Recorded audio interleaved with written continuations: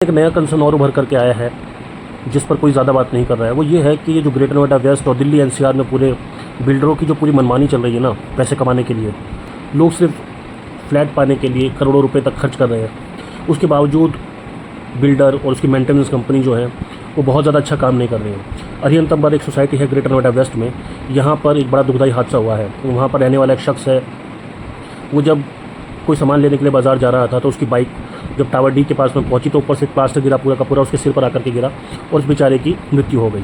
उसका भरा पूरा परिवार जो उस पर डिपेंडेंट था, अब उसके लिए तो गुजर बसर करना मुश्किल है। लेकिन सवाल फिर वही उठता है, सवाल ये है कि इन बिल्डरों की मनमानी कब तक चलेगी? कब तक ये लोग सिर्फ आपसे पैसे वसूलते रहेंगे? आपको कुछ नहीं पता कि उसकी एक्चुअल प्राइस क्या है, मार्केट रेट क्या है, लेकिन हमें लेना है तो लेना है, हमारी मजबूरी भी है, क्या करे एक आम आदमी की। उसके बाद सबसे बड़ी जद्दोजहद शुरू होती है उसके मेंटेनेंस को लेकर के, मेंटेनेंस चार्जेस को लेकर के।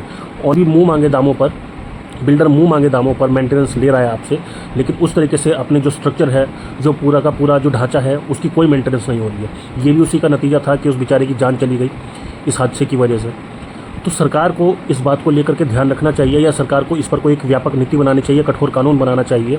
जैसे इन बिल्डरों ने पहले आप लोगों से पैसे लेकर के और ये प्रोजेक्ट्स को छोड़ देते थे, बनाते नहीं थे, उसके बाद रेरा बनाया गया, इन पर लगाम लगाई गई, उसके बाद से प्रोजेक्ट्स कंप्लीट हुए। हालांकि कुछ तो सरकार ने एनबीसीसी के थ्रू किए हैं, बनाए हैं, लेकिन इसी तरीके से एक कड़ा कानून बनना चाहिए सरकार की तरफ से कि ये लोग मेंटेनेंस बिल्कुल एक निश्चित उसका एक पैमाना रखा जाए कि इतने से ज़्यादा मेंटेनेंस नहीं वसूला जाएगा।